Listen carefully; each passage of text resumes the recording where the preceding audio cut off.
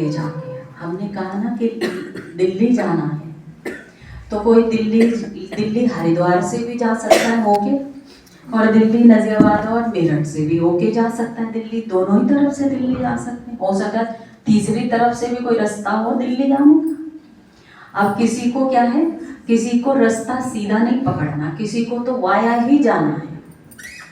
नहीं जी, हमें तो वाया ही जाना है। क्यों? क्योंकि मन को भटकने में मजा आता है।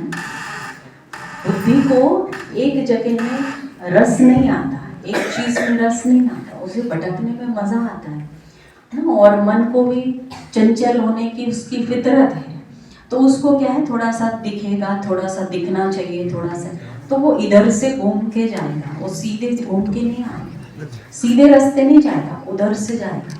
जाओ, पता है ना कि आना वहीं पे पॉइंट, जा सकते हैं, स्वतंत्र हैं। परमात्मा ने धरती पर हम सबको एक स्वतंत्रता प्रदान की है कि बच्चे आप सब नीचे धरती पर स्वतंत्र हैं। जिधर जो करना चाहे, कर्म करने में आप स्वतंत्र हैं, कर्म करने, है ना। तो कर्म में हम सब स्वतंत्र हैं, लेकिन जब फल मिलेगा, अब तो पता है ना कर्म का क्या मिलना है, फल। हर कर्म का एक फल मिलना है, और जब फल मिलेगा तब मैं नहीं आऊंगा, तब मैं नहीं आऊंगा, तब आप ही निपटना कर्म से।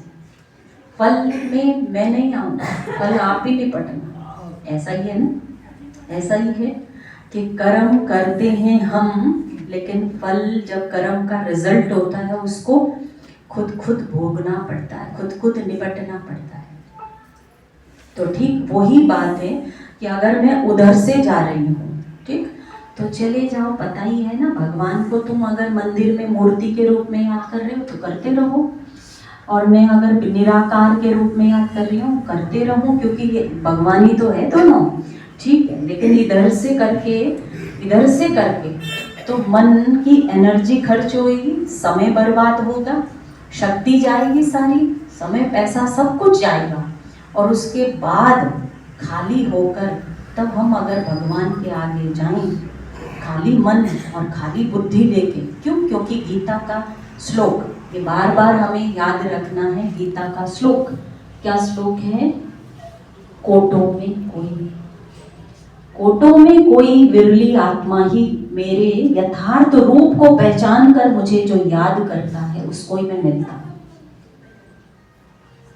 हमने सुना है सब कि कोटों में कोई, अपने से पूछना है कि कोटों में कोई मैं हूं क्या, मैं विरली आत्मा हूं क्या, मैं भगवान के यथार्थ रूप को पहचानती हूँ, और यथार्थ रूप को पहचान के मैं याद करती हूँ, क्योंकि भगवान ने बोला है उसमें एक लाइन।